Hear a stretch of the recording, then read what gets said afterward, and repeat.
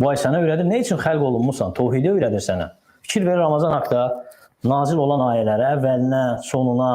Görəcəksən ki, ortasında Allah Taala həm duanın əzəmətliyinə işarə edir, həm tövhidin əzəmətliyinə işarə edir. Ona görə o ayə ki, Allah Taala deyir ki, bəndələrim səndən məni soruşsalar, de mən yaxınam. İşarə edir duanın əzəmətliyinə. Deyir ki, mənə dua etsinlər, onlara cavab verim. İşarə edir duanın əzəmətliyinə və işarə edir tövhidin əzəmətliyinə. Bu ayənin əvvəlinki ayələri oruc ayələridir. Sonra gələn ayələr oruc ayələridir. Ortada Allah Taala duanın və tövhidin əzəmətliyinə işarə edib ki, bu ay tövhid ayıdır. Bu ay dua ayıdır. Ona görə deyirlər ki, alimlər, bu ayda dua xüsusi olaraq daha fəzilətlidir. Daha əfsəldir. Ona görə bu ay dua ayıdır, namaz ayıdır, növbə-növ ibadətlərin ayıdır, sədəqə ayıdır, Allahın kəlamını oxumaq ayıdır, Allahı zikr etmək ayıdır və fürsət olacaq kim yetişəcəksə ona. Allah Taala bizi o aya çatdırsın, müvəffəq etsin, o aya yetişək, onu lazımınca qədrini, dəyərini bilərək ona əməl edənlərdən etsin. Və o ayın hər günü dəyərlidir.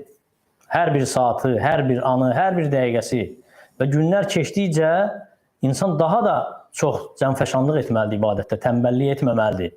Çalış, necə əvvəlində hərissən o ayın gəlişinə, hazırlaşırsan, gözləyirsən və o ay girəndə ibadəti çox edirsən, can atırsan, eləcə hər gün o halda olasan və daha da yaxşısında olasan. Çünki getdikcə ay azaldıqca fəzilətli günlər gəlir. Ramazan ayının son 10 günləri, hansı ki orada Qədir gecəsi var, gecə namazları var. Günlər getdikcə insan daha da çox can atmalı ibadətə, sən isə tənbəlləşirsən. Yəni belə olmamalıdır.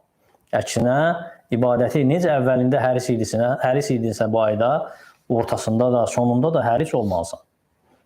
Çalışmalısan ki, bu aydan bacardıqca istifadə edəsən. Və kifayətdir ki, bu aydan məhrum olan özü də məhrum. Peyğəmbər sallallahu aleyhi və səlləm minbərə qalxır, deyir amin, amin, amin. Və soruşurlar səhabələr, ya Rasulullah, nəyə amin dedin? Cavablarından biri nə idi? Deyir ki, Cəbrail gəlmiş, dedi ki, burnu üstündə sürünsün o kəs ki, Ramazan ayı girdi, çıxdı, o kəs bağışlanmadı. Yəni, Ramazan ayı səbəb olmadı onun bağışlanmağına. O fürsətdən istifadə etmədi. Halbuki, bu ay fürsətdir. Allah Taala verir və verəcək bəndələrindən seçdiklərinə, istədiyinə.